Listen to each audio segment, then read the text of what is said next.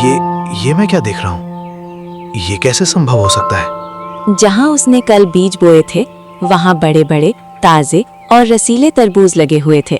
हे भगवान, ये कैसे संभव है? इतनी कम समय में इतनी अच्छी फसल कैसे उग सकती है? लगता है सचमुच उन जादुई बीजों का ही कमाल है, वरना एक ही रात में इतने बड़े तरबूज उगना नामुमकिन है। सुबह सुबह रमेश खेत में आ गया। उसने तरबूज तोड़कर अपनी टोकरी में डाल लिए और बाजार में बेचने के लिए चला गया। तरबूज ले लो तरबूज, मीठे रसीले तरबूज ले लो, लाल और मीठे तरबूज, आइए तरबूज ले जाइए। तरबूज ले लो तरबूज, मीठे रसीले तरबूज ले लो, लाल और मीठे तरबूज। वो गर्मी में गली गली तरबूज बेचता फिर रहा था, लेकिन उसका एक भी तरबूज नहीं बिका। आज तो एक भी तरबूज नहीं बिक रहा। अगर सब ऐसे ही चला तो घर में खाना खाने के भी पैसे नहीं रहेंगे। उसने हिम्मत नहीं हारी, वो गली गली में तरबूज बेचता रहा। आज तो कोई तरबूज लेने नहीं आ रहा। क्या हो गया है लोगों को? वो थोड़ा आगे बढ़ा। एक आदमी ने उसे रोका। अरे रुको भाई, मुझे आपसे तरबूज लेने हैं। हाँ भैया, देखो कैसे ताजे हैं, अभी अभी खेत से तोड़े हैं। हाँ ठीक है भाई, एक तरबूज दे दो। देख लो भैया, पूरा लाल है, बिल्कुल मीठा है। 2 तरबूज ले जाओ, गर्मी बहुत है। मेरे तरबूज आपको गर्मी में भी ठंडी का एहसास दिलाएंगे। ठीक है, 2 दे दो। रमेश ने 2 तरबूज दे दिए। ग्राहक ने पैसे दिए और चला गया। बस 2 बिके, बाकी अभी पड़े हैं। क्या करूंगा इनका? देखते हैं बिकते हैं या नहीं। वो फिर चल पड़ा, लेकिन अब कोई तरबूज लेने नहीं आया। गर्मी के कारण वो बहुत थक चुका था। कोई नहीं ले रहा, शायद सबके पास पैसे नहीं हैं। अब घर जाऊं तो क्या करूं? तरबूज बेकार हो जाएंगे। उसने थोड़ी देर और घूमने की सोची, पर अब पैर दुखने लगे थे। गर्मी बहुत थी। उसने एक पेड़ के नीचे टोकरी रखी और बैठ गया। आज तो बस 2 ही बिके, लेकिन कोई बात नहीं, इतने पैसों में आटा आ जाएगा। घर जाते समय आटा ले लूंगा। रमेश आटा लेकर घर की तरफ चल पड़ा। पूरे दिन की मेहनत और तेज धूप की वजह से वो बहुत थक चुका था। जैसे ही वो घर के अंदर पहुंचा, उसकी नजर राधा पर पड़ी। राधा जमीन पर बेहोश पड़ी थी। राधा, क्या हुआ तुम्हें? हे भगवान, ये क्या हो गया राधा को? रमेश घबरा गया। उसने राधा को उठाने की कोशिश की, लेकिन वो नहीं उठी। नहीं, मुझे तुरंत वैद्य जी को बुलाना होगा। रमेश भागता हुआ गांव के वैद्य के घर पहुंचा। वैद्य जी, जल्दी चलिए, मेरी पत्नी राधा बेहोश हो गई है। घबराओ मत रमेश, चलो देखते हैं क्या हुआ है तुम्हारी पत्नी को। वैद्य रमेश के साथ उसके घर पहुंचे। उन्होंने राधा को देखा। वैद्य जी, राधा ठीक तो है ना? चिंता मत करो, ये कोई बीमारी नहीं है। फिर ये बेहोश कैसे हो गए? कई दिनों से ठीक से खाना नहीं मिला होगा, इसीलिए भूख और कमजोरी की वजह से बेहोश हो गई है। हाँ वैद्य जी, राधा ने ठीक से खाना नहीं खाया, कल भी भूखी सो गई थी। इसे आराम करने दो, थोड़ी देर में होश आ जाएगा। इतना कहकर वैद्य वहां से चले गए। रमेश राधा के पास बैठ गया। मैं कितना मजबूर हूँ, अपनी पत्नी को भरपेट खाना भी नहीं खिला पा रहा। आज सिर्फ 2 तरबूज बके। आखिर हमारी किस्मत कब बदलेगी? वो कुछ देर तक चुप बैठा रहा। तभी उसकी नजर टोकरी में रखे बचे हुए तरबूजों पर पड़ी। काश कल सारे तरबूज बिक जाए। अगली सुबह राधा को होश आ गया। अब उसकी तबीयत पहले से थोड़ी बेहतर थी। राधा, अब कैसे हो? मैं ठीक हूँ। कल क्या हुआ था मुझे? तुम बेहोश हो गई थी, मैं बहुत डर गया था। माफ करना रमेश, शायद कमजोरी की वजह से ऐसा हुआ। कोई बात नहीं, तुम आराम करो, मैं आज फिर तरबूज बेचने जा रहा हूँ। कुछ देर बाद रमेश अपने खेत पहुंच गया। उसने पके हुए तरबूज तोड़े और उन्हें अपनी टोकरी में भर लिया। फिर वो तरबूज बेचने के लिए शहर की ओर चल पड़ा। वो अभी थोड़ी ही दूर पहुंचा था कि एक बूढ़े और गरीब आदमी ने उसे रोक लिया। बेटा, क्या मुझे एक तरबूज मिल सकता है? हाँ बाबा, क्यों नहीं।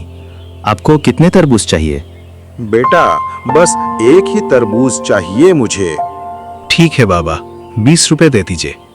बेटा, मेरे पास तुम्हें देने के लिए पैसे नहीं हैं। क्या तुम मुझे मुफ्त में तरबूज दे सकते हो?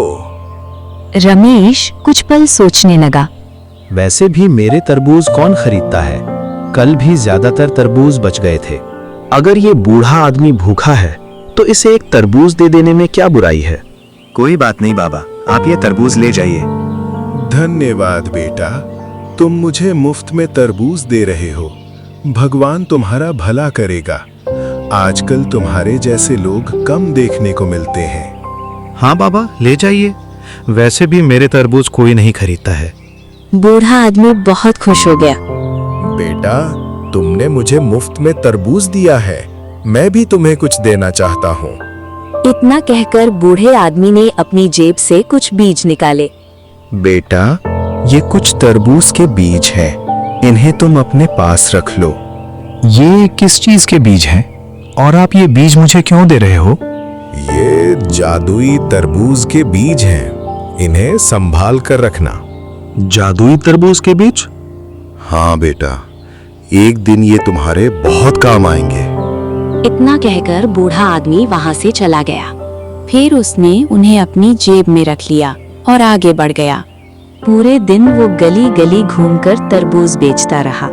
तरबूज ले लो तरबूज, मीठे रसीले तरबूज ले लो, लाल और मीठे तरबूज, आइए तरबूज ले जाइए।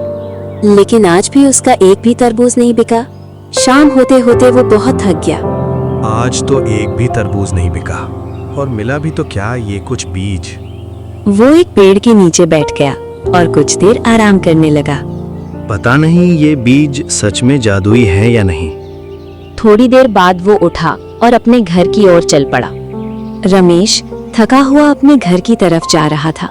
पूरे दिन बाजार में घूमने के बाद भी उसका एक भी तरबूज नहीं बिका था। उसकी टोकरी अभी भी तरबूजों से भरी हुई थी। तभी रास्ते में उसका पड़ोसी सुरेश उसे मिल गया। सुरेश ने उसकी टोकरी की तरफ देखा और मुस्कुराते हुए बोला, अरे रमेश, क्या बात है? आज फिर तेरी टोकरी भरी हुई है। क्या आज भी कोई तरबूज लेने नहीं आया? क्या बताऊं भाई, सुबह से शाम हो गई, पूरे बाजार में घूमता रहा लेकिन एक भी तरबूज नहीं बिका। ये तो बड़ी हैरानी की बात है। इतनी गर्मी में तो लोग तरबूज ढूंढते फिरते हैं। हाँ भाई, मैं भी यही सोच रहा हूँ। पता नहीं मेरी किस्मत कब बदलेगी। चिंता मत कर, मेहनत करने वालों की किस्मत एक दिन जरूर बदलती है। बस भाई, अब तो उसी दिन का इंतजार है। अच्छा चल, हिम्मत मत हारना। कल का दिन शायद आज से बेहतर हो। धन्यवाद भाई, तुम्हारी बात सुनकर थोड़ा अच्छा लग रहा है। कुछ देर बातें करने के बाद दोनों अपने अपने रास्ते चल पड़े। थोड़ी देर बाद रमेश अपने घर पहुंच गया। राधा उसका इंतजार कर रही थी। आ गए रमेश, आज बाजार में कुछ कमाई हुई? नहीं राधा, आज भी एक भी तरबूज नहीं बिका। कोई बात नहीं, भगवान पर भरोसा रखो। आज नहीं तो कल हमारे भी अच्छे दिन आएंगे।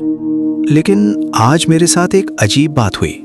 क्या अजीब बात हुई आज तुम्हारे साथ? रास्ते में एक बूढ़ा आदमी मिला था। उसके पास पैसे नहीं थे, इसलिए मैंने उसे एक तरबूज मुफ्त में दे दिया। तुमने अच्छा किया, लेकिन इसमें अजीब क्या था? ये तो तुमने बहुत अच्छा किया। उसने मुझे ये बीज दिए और कहा कि ये जादुई तरबूज के बीज हैं। रमेश ने बीज निकालकर राधा को दिखाए। जादुई बीज? ये तो बिल्कुल साधारण लग रहे हैं। मुझे भी नहीं पता कि ये सच है या नहीं, लेकिन कल इन्हें खेत में बोकर देखूंगा। हाँ, कोशिश करने में क्या जाता है। इसके बाद दोनों ने साथ बैठकर खाना खाया। चलो आज सो जाते हैं, सुबह जल्दी उठना भी है। हाँ, कल इन बीजों को खेत में भी लगाना है। कुछ ही देर में दोनों सो गए, लेकिन सोने से पहले रमेश उन बीजों के बारे में सोचने लगा।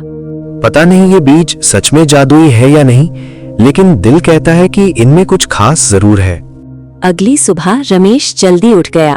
उसकी नजर सबसे पहले उन बीजों पर पड़ी जो बूढ़े आदमी ने उसे दिए थे। राधा, आज मैं इन बीजों को खेत में लगाकर देखूंगा कि ये जादुई है या नहीं।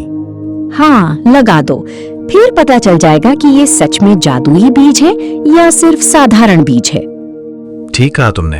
अच्छा, अब मैं चलता हूँ, अपना ध्यान रखना। इतना कहकर रमेश खेत की तरफ चल पड़ा। रास्ते में उसे उसका एक पड़ोसी मिल गया। अरे रमेश, आज ना सिर पे टोकरी है और ना कोई तरबूज दिखाई दे रहा है। क्या बात है? कहीं तरबूज बेचना छोड़ तो नहीं दिया? नहीं भाई, ऐसी बात नहीं है। मैं तो अभी खेत जा रहा हूँ। आज कुछ नया काम करना है। अच्छा, ऐसा क्या नया काम है जो तू आज तरबूज बेचने भी नहीं जा रहा है? कल एक बूढ़े आदमी ने मुझे कुछ बीज दिए थे, उन्हीं को लगाने जा रहा हूँ। बीज? कहीं कोई धोखा तो नहीं दिया गया? पता नहीं भाई, लेकिन एक बार कोशिश करने में क्या जाता है। तेरी बात तो सही है। अच्छा, फिर शाम को बताना क्या हुआ। कुछ देर बाद रमेश अपने खेत पहुंच गया। उसने खेत में एक खाली जगह देखी और सावधानी से उन बीजों को मिट्टी में बो दिया। अब देखते हैं तुम्हारे अंदर सच में कोई जादू है या नहीं। बीज लगाने के बाद रमेश वापस अपने घर लौट आया। अगली सुबह रमेश हमेशा की तरह जल्दी उठकर खेत की ओर चल पड़ा। लेकिन जैसे ही वो खेत के पास पहुंचा, उसकी आंखें खुली की खुली रह गईं। ये मैं क्या देख रहा हूँ? ये कैसे संभव हो सकता है? जहां उसने कल बीज बोए थे, वहां बड़े बड़े ताजे और रसीले तरबूज लगे हुए थे। हे भगवान, ये कैसे संभव है? इतनी कम समय में इतनी अच्छी फसल कैसे उग सकती है? लगता है सचमुच उन जादुई बीजों का ही कमाल है, वरना एक ही रात में इतने बड़े तरबूज उगना नामुमकिन है। रमेश की खुशी का ठिकाना नहीं था। वो बार बार उन तरबूजों को देखकर यकीन करने की कोशिश कर रहा था। अब मैं ये सारे तरबूज बेचकर अच्छे पैसे कमा लूंगा। जल्दी से इन तरबूज को टोकरी में भर लेता हूँ, फिर बाजार में बेच दूंगा। उसने जल्दी जल्दी तरबूज तोड़े और अपनी टोकरी में भर लिए। ऐसा लग रहा है आज ये सारे तरबूज बिक जाएंगे। ये कहकर वो टोकरी उठाए बाजार की ओर चल पड़ा। रमेश टोकरी में तरबूज भरकर बाजार पहुंच गया। आज उसके चेहरे पर एक अलग ही खुशी थी। तरबूज ले लो तरबूज, मीठे रसीले तरबूज ले लो, लाल और मीठे तरबूज, आइए तरबूज ले जाइए। वो अभी आवाज ही लगा रहा था कि एक आदमी उसके पास आकर रुक गया। अरे भाई, आज तो बहुत अच्छे तरबूज लेकर आए हो। देखने में कितने रसीले लग रहे हैं। हाँ भैया, आज के तरबूज कुछ खास हैं। एक बार खाओगे तो मजा आ जाएगा। अच्छा, मुझे 2 तरबूज दे दो। ग्राहक की बात सुनकर आसपास खड़े लोगों की नजर भी उन तरबूजों पर पड़ गई। देखते ही देखते रमेश के चारों ओर लोगों की भीड़ लग गई। सभी उसके तरबूज खरीदने लगे। कुछ ही देर में रमेश के सारे तरबूज बिक गए। उसकी टोकरी पूरी तरह खाली हो चुकी थी। हे भगवान, आपकी कृपा से आज मेरे सारे तरबूज बिक गए और मुझे इतने अच्छे पैसे भी मिल गए। अब हमें भूखे पेट नहीं सोना पड़ेगा। रमेश की खुशी का ठिकाना नहीं था। वो बार बार अपने पैसे गिन रहा था और मुस्कुरा रहा था। लगता है सच में उन जादुई बीजों ने कमाल कर दिया। ये सोचते हुए वो खुशी खुशी अपने घर की ओर चल पड़ा। आज तो तुम बहुत खुश लग रहे हो, क्या बात है? राधा, आज मेरे सारे तरबूज बिक गए और मुझे बहुत अच्छे पैसे भी मिले हैं। सच में? ये तो बहुत अच्छी खबर है। लगता है उन जादुई बीजों ने अपना असर दिखाना शुरू कर दिया है। दोनों बहुत खुश थे। कई दिनों बाद उनके घर में खुशी का माहौल था। अगले कुछ दिनों तक रमेश रोज उन्हीं जादुई बीजों से उगे तरबूज बाजार में बेचने लगा। अब उसके तरबूज पहले की तरह नहीं रहते थे। जो भी उन्हें देखता खरीद लेता। अरे रमेश, कुछ दिन पहले तक तुम्हारे तरबूज कोई नहीं खरीदता था। अब तो सारे तरबूज कुछ ही देर में बिक जाते हैं। भाई, ये सब भगवान की कृपा है। मैं तो बस मेहनत कर रहा हूँ। कुछ ही महीनों में रमेश की हालत पहले से काफी अच्छी हो गई। अब उसके घर में खाने पीने की कोई कमी नहीं थी। लेकिन रमेश पहले जैसा ही था।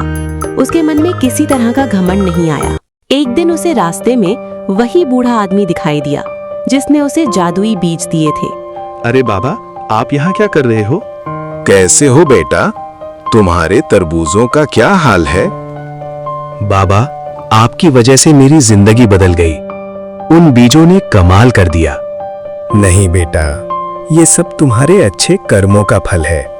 मैं कुछ समझा नहीं बाबा। याद है जब मेरे पास पैसे नहीं थे, तब भी तुमने मुझे मुफ्त में तरबूज दिया था। अगर उस दिन तुम लालच करते तो ये बीज तुम्हें कभी नहीं मिलते। तो क्या ये सब मेरी भलाई का फल है? हाँ बेटा, जो दूसरों की मदद करता है भगवान उसकी मदद जरूर करते हैं।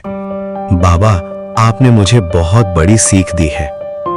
हमेशा याद रखना बेटा, सच्चा जादू बीजों में नहीं, अच्छे कर्मों में होता है।